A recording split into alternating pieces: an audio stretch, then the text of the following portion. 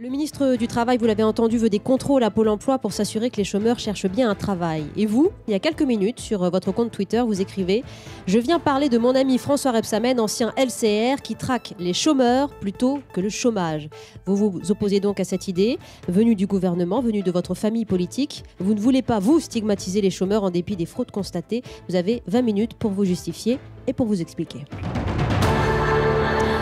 Gérard Filoche, en préambule, vous savez bien que certains chômeurs peuvent toucher davantage avec leurs indemnités plutôt qu'en retrouvant un emploi. Qu'est-ce qui vous choque alors dans cette proposition de l'actuel ministre du Travail ?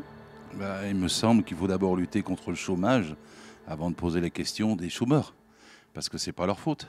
On a 5,9 millions de chômeurs, toutes catégories confondues, et outre-mer inclus. C'est un record, un triste record historique. Là-dessus, évidemment qu'il y a des difficultés, que les gens bricolent. C'est des centaines d'euros, hein, c'est pas des milliers. Hein. Il faut s'en tirer avec 500, 600 ou 700 euros. On crève la dalle, on mange des pâtes tout le mois, de la viande une fois par mois. Il faut bricoler pour ça. Alors il y a des gens, parfois, ils sont en retard. Mais ceci dit, Pôle emploi est extrêmement sévère. Il y a des milliers, des dizaines de milliers de raturés.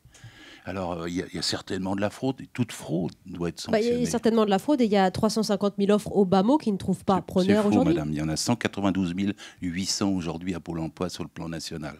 Et quand on dit donc qu'il y a le ministre n'a pas les bons chiffres il n'a jamais été sert prouvé, jamais, madame. Ce débat existe de façon récurrente depuis 20 ans, jamais été prouvé qu'il y avait 200 000 ou 300 000 emplois non utilisés. Là, il y en a parce qu'il y a toujours des questions d'ajustement entre la main-d'œuvre et l'offre. Ça veut dire quoi ? François Rebsamen a besoin d'un pis-aller pour je ne sais pas pourquoi elle dit ça. C'est à lui qu'il faut lui demander. À moi, vous me demandez. Je ne peux pas interpréter. Moi, je réponds à ce qu'il dit.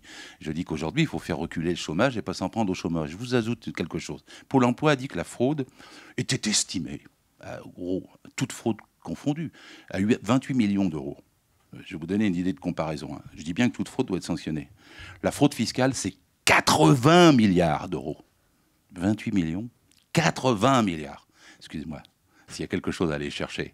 Chez les 1% qui sont riches, qui ont des milliards, des villas, des yachts, des maisons, etc., avant de s'en prendre, ce qu'il faut faire aussi, à ceux qui fraudent en bas.